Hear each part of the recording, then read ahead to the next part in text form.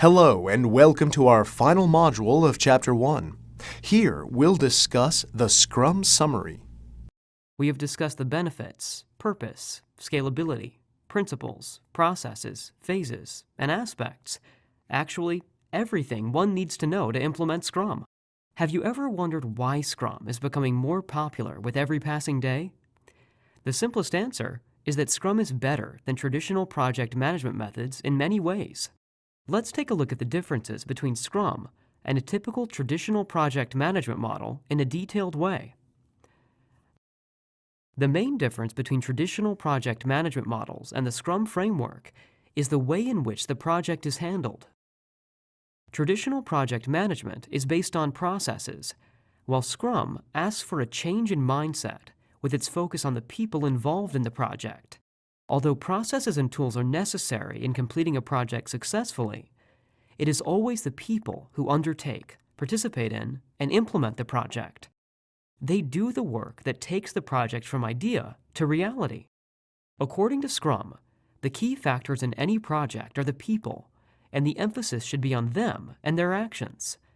Various cross-functional teams work in parallel across sprints to deliver potentially shippable deliverables at the end of each sprint. In a traditional model, the amount of functionalities not done remains high, and no product is delivered until the end or very near the end of the project.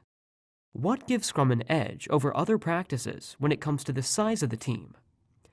Scrum can be used for managing projects of all sizes. Scrum works well for most projects and team sizes. Large projects utilize multiple Scrum teams, which work in sync to ensure project progress. Since its early days, Scrum is focused on producing working software over comprehensive documentation. It still does, and has expanded that focus to include the incremental development of products other than software. While documentation is necessary and useful for any project, Scrum teams focus on interim deliverables in which real value is delivered to the customer. The documentation is done minimally as and when it is required. Lessons learned are recorded during retrospective meetings. The process followed in Scrum is iterative, unlike the linear model used in traditional frameworks, such as the waterfall model. The iterative model helps product development improve over time. It maximizes opportunities for feedback and ensures potentially shippable versions of working products at the end of each sprint or iteration. Scrum encourages iterative decision-making based on data over the detailed upfront planning practiced in traditional waterfall-style project management. The focus is not on meeting the project's plan targets, but on satisfying customer requirements. Traditional project management can lead to a situation where the plan has succeeded, but the customer is not satisfied. In addition to iterative planning and delivery, Scrum supports the collaboration of all parties involved: the customer, business team, and project team, to minimize risk and achieve satisfaction. In Scrum, delivering the greatest value in the shortest amount of time means prioritizing work based on customer needs and dividing what will be done from what needs to be done. Scrum is often contrasted with other linear fashion project methods due to its low upfront planning and scheduling of activities, which move immediately into execution. In today's business environment, change is rapid and long-range planning is problematic. Predicting and planning every detail of new services and new product development is almost impossible. Scrum uses its low upfront planning framework to be adaptable and accommodating to change. Risk management is continuous in a Scrum-managed project, in which risk management works with the product owner, Scrum team, and Scrum Master to determine the best approach to handle identified risks.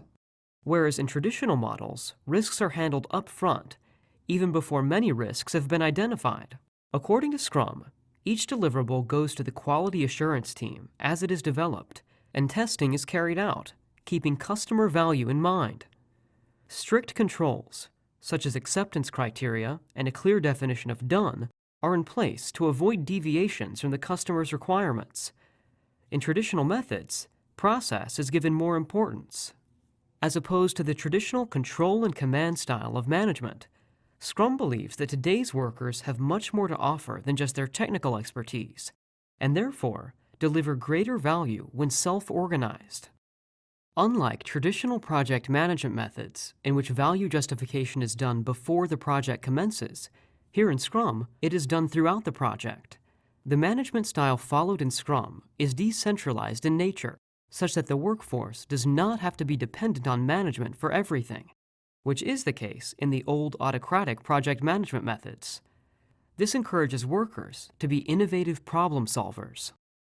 Scrum believes that product development is a shared value creation process that needs all the stakeholders working and interacting together to deliver the greatest value.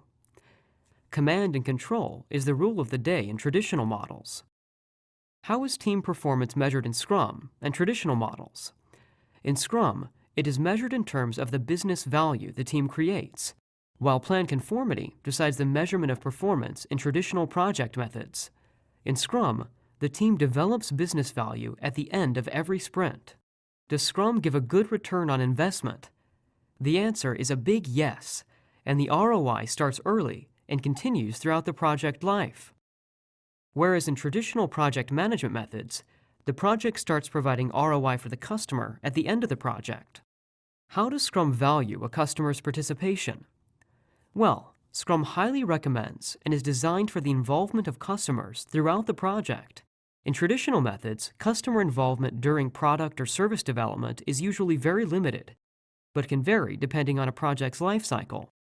All in all, Scrum is an innovative framework for managing any type of project. It is suited to our time and age, ready to replace the traditional project management techniques that were created in and for a bygone era. With this, we come to the end of our module on Scrum. Thank you for learning with us.